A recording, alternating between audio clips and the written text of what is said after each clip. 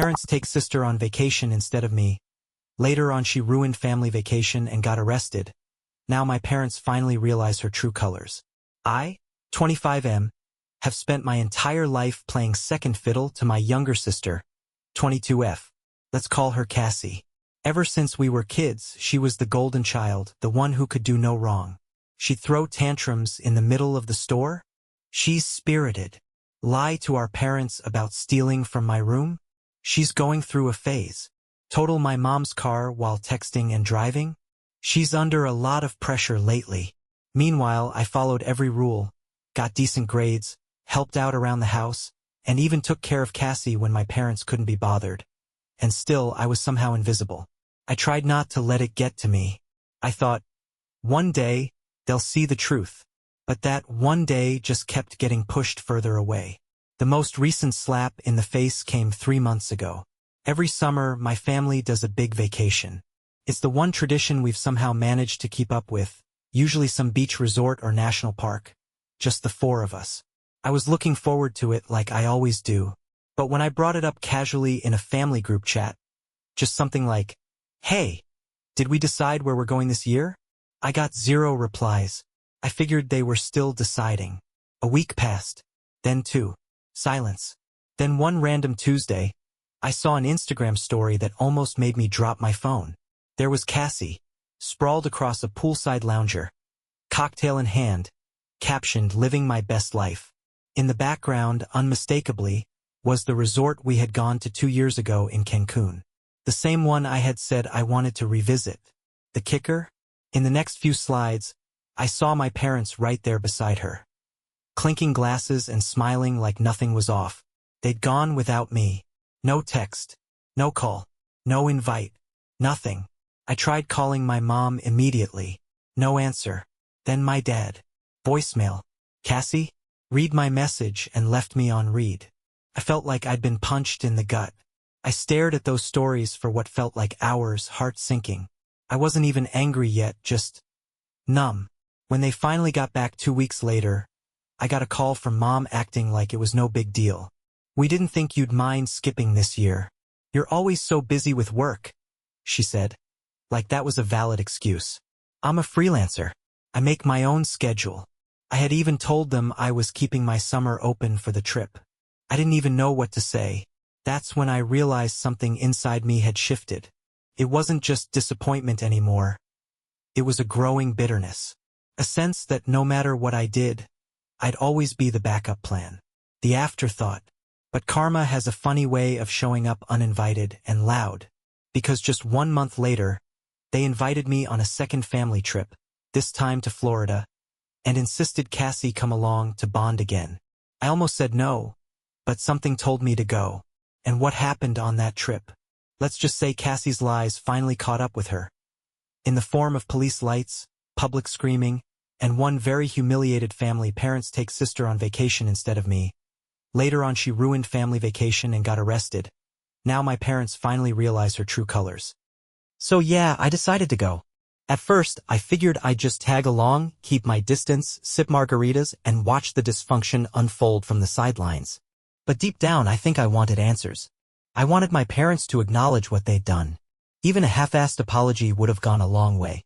But that was never going to happen. From the moment we got to the resort in Florida, the tension was thick. Cassie was already in full diva mode, complaining about the humidity, the dated decor in our suite, and the fact that the pool didn't have floating cabanas. Seriously. She even asked the front desk if they could upgrade her experience because she was an influencer. She has 800 followers. I tried to keep it cordial. Tried to stay out of it. But the way my parents acted, like everything she did was quirky and lovable, it made my blood boil. If I had acted the way she did, snippy with staff, rude to strangers, throwing a tantrum when her cocktail had the wrong kind of mint, they would have ripped me to shreds. The real chaos started on day 3. We were having lunch at the poolside bar. I had barely touched my burger when 2 resort employees came over and asked to speak with someone from our group. Everyone looked confused. One of them quietly asked Cassie if they could talk to her privately, and my parents immediately got defensive. "Is there a problem?" my dad asked. The staff looked incredibly uncomfortable but finally said, "We've had a report from one of the boutique stores. There was a security incident involving your daughter. We'd like to resolve it discreetly. Cassie's face went pale. For a moment, she looked like a cornered animal. Then she recovered fast. This is a joke, right? What kind of store? I haven't even been shopping today. Which was a flat-out lie. I had literally seen her walking back from the gift shop 10 minutes earlier with a tote bag she hadn't been carrying when we left the room. The staff kept insisting they just wanted to have a conversation. Cassie kept denying, deflecting, playing victim, the whole act. My mom started scolding the employees, demanding to know if this was some kind of profiling. Yes, apparently, stealing is impossible if you're wearing designer sandals. And then came the moment none of us saw coming. A local police officer showed up. Quiet at first. Professional. But he wasn't buying Cassie's crocodile tears. Apparently, there was surveillance footage of her shoving 2 expensive perfumes into her bag and walking out without paying. My sister exploded. She started screaming that the store was lying, that this was a setup, that someone must have planted the bottles in her bag, and when they offered to check her purse, she threw it at the wall and started yelling that she was being harassed. The cop didn't even flinch. He calmly read her rights and cuffed her right there in the open-air lobby in front of dozens of guests. I'll never forget the sound of my mother sobbing and begging them to please just let her go while Cassie screamed about being targeted and that she knows her rights. My dad just stood there silent, pale, humiliated. And me? I didn't say a word. I just watched it unfold like a movie I'd seen coming for years. All I felt was relief. Cassie being hauled off in handcuffs should have been the wake-up call. But for my parents, it was more like an emotional breakdown. My mom was wailing like she'd just lost a limb.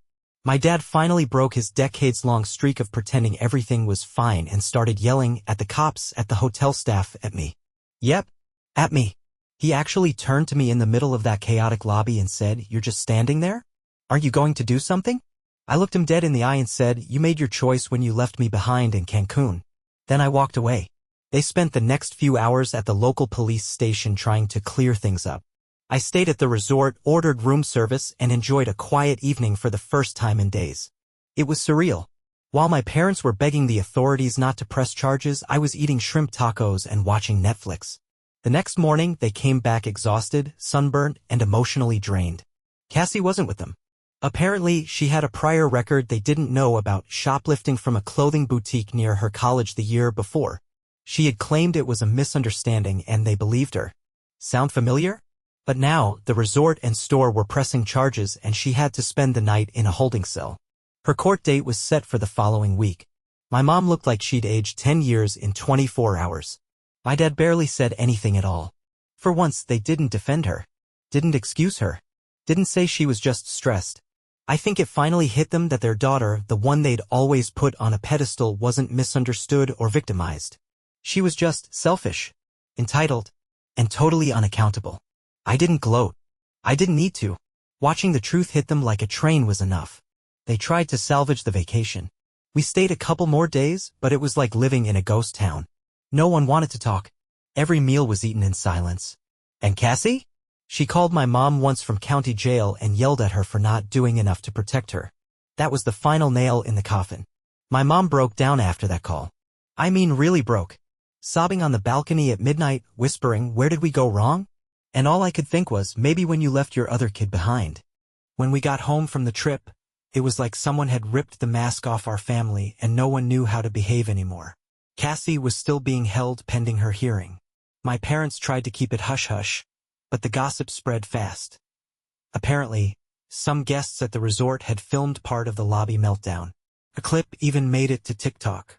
I saw the comments. "Spoiled brat finally gets what she deserves. Parents acting like she's the victim? Classic." I didn't show the video to my parents. I didn't need to. A week after we got back, they invited me over for dinner. Just me, no Cassie. Felt like an ambush. The moment I walked in, my mom teared up. My dad looked tired, older than I remembered. There was a weird silence before my mom finally said, "We need to talk." They didn't apologize right away. No, first came the explanations. The usual stuff. "We didn't mean to exclude you. We thought you'd be busy with work." Cassie was going through a rough patch. I just sat there, letting it all wash over me. Then I asked one question. Why was her comfort always more important than my existence? That shut them up. For the first time ever, I let it all out. All of it. Every time they brushed me off. Every time they rewarded her for doing the bare minimum.